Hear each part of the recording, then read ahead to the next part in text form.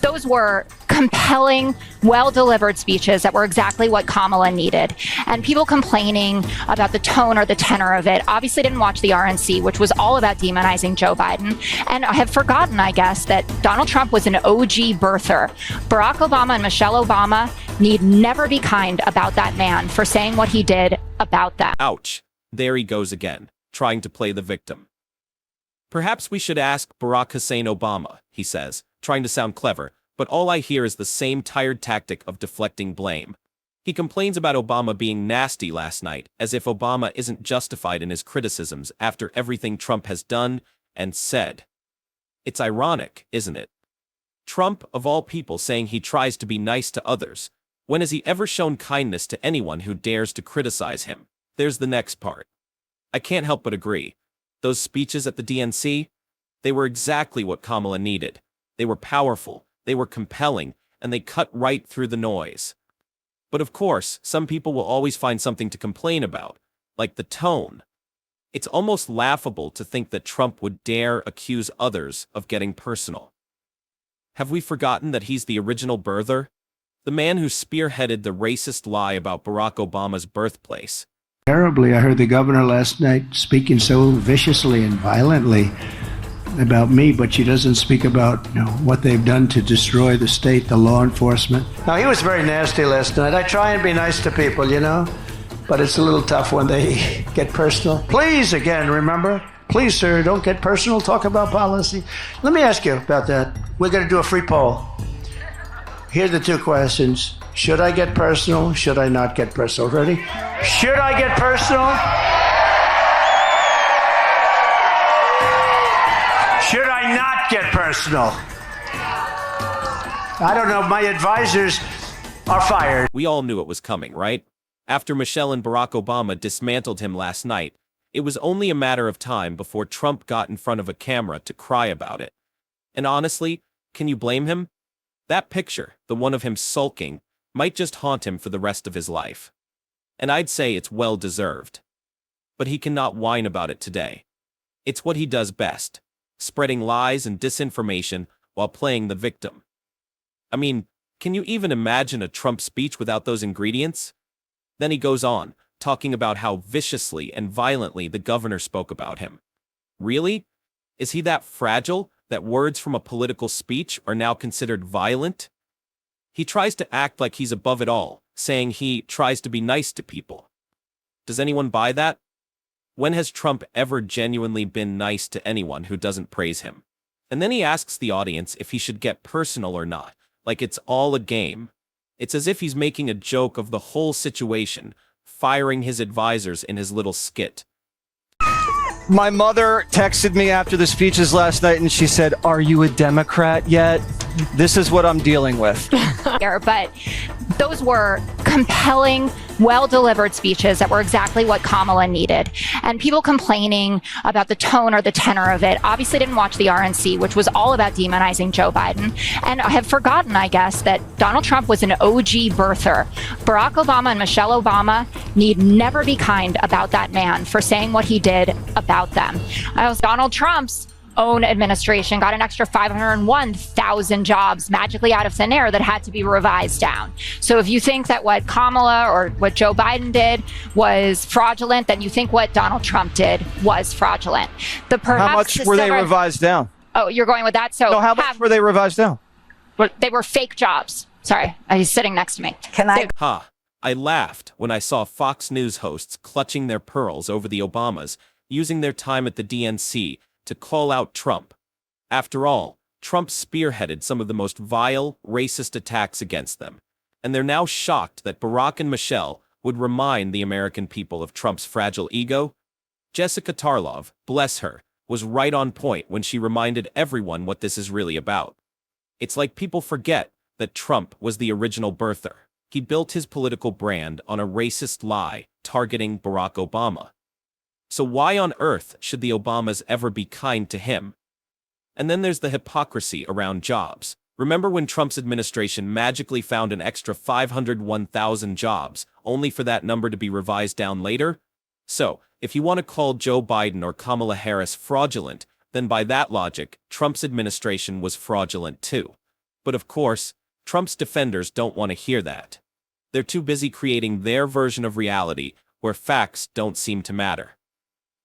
Can I just say, for Black women, this has been really a proving moment for their political strength in carrying Joe Biden to the Democratic nomination through the primary. Black women did that.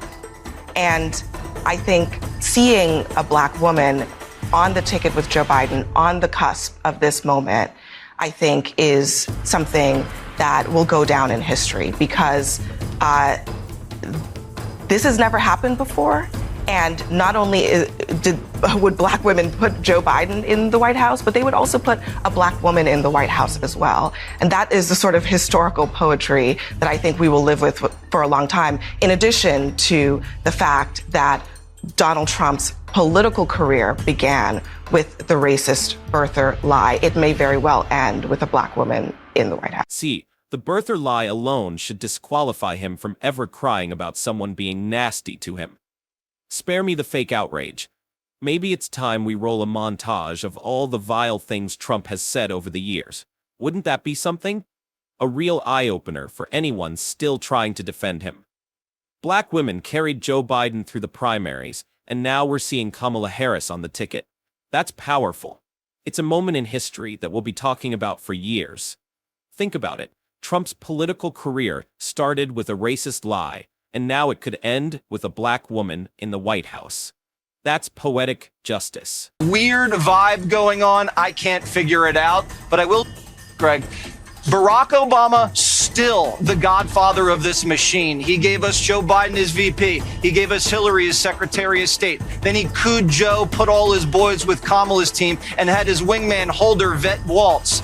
Now, the guy's a young 63. He's going to be doing this for the next 25 years. He's definitely going to interfere in this election. That's why we'll be sending Johnny to Hawaii to get the truth about the birth certificate.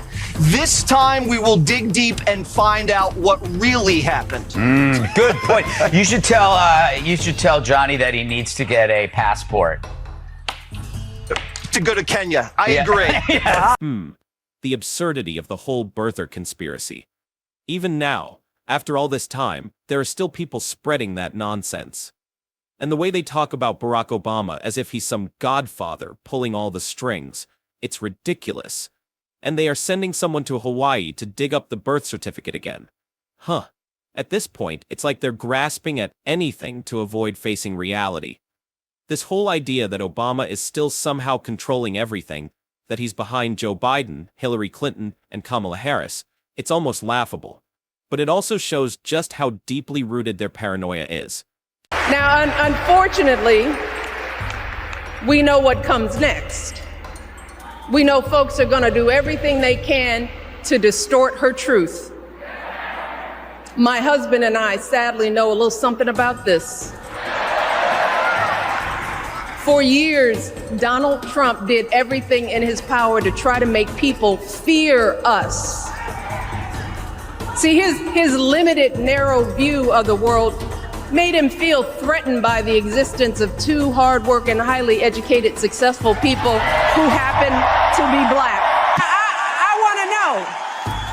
I want to know, who's going to tell him that the job he's currently seeking might just be one of those Black jobs? I felt a bit of satisfaction when Michelle Obama decided to step off the high road for once. After everything she and Barack have been through, all the lies and racist attacks Trump has thrown their way, why should she hold back? And yet, now they want to stand on their soapboxes, acting like she somehow crossed a line. Michelle's words hit hard because they were true. For years, Trump tried to make people fear the Obamas, two hardworking, highly educated, successful people who happen to be Black. Why? Because their very existence threatened Trump's narrow view of the world. That's like poetic. The very job Trump is so desperately trying to hold on to might soon belong to another Black person. Understands that most of us will never be afforded the grace of failing forward. We will never benefit from the affirmative action of generational wealth. For me, Michelle Obama couldn't have been more right. Not a single word she said was false. It was spot on.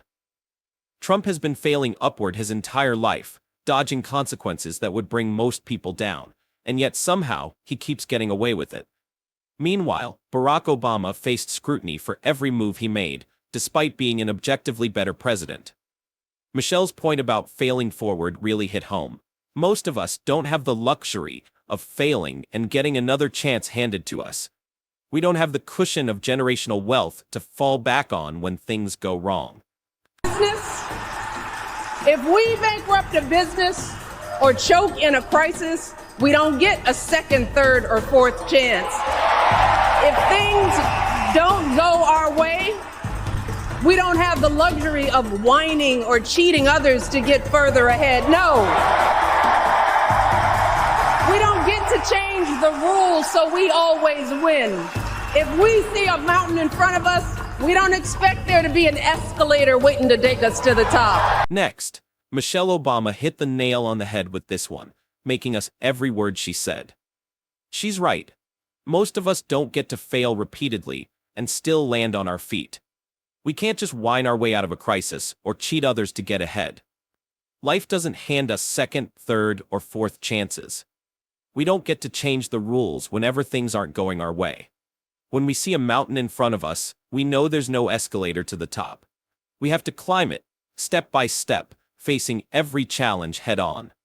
Meanwhile, people like Trump seem to think they're entitled to an easy ride.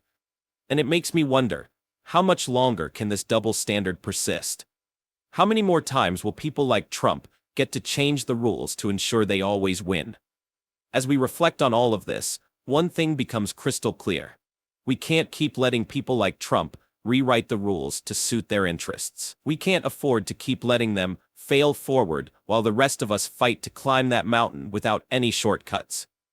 Michelle Obama's words serve as a powerful reminder that most of us don't have the luxury of endless chances and generational wealth. We don't get to manipulate the system to always win. So it's time we stop allowing those who do to get away with it. It's time we demand accountability, not just for Trump, but for everyone who has used their privilege to bypass the rules. It's time we stand up for the people who have to fight for every opportunity, the ones who don't have a safety net. And it's time we push back against the hypocrisy, the lies, and the fear-mongering that have dominated our political landscape for far too long. The question now is, will we continue to let people like Trump coast through life without consequences? Or will we finally hold them to the same standards the rest of us face every day? I, for one, am ready for change. How about you? Let's follow our channel for more updates, and let's continue exploring these critical issues together.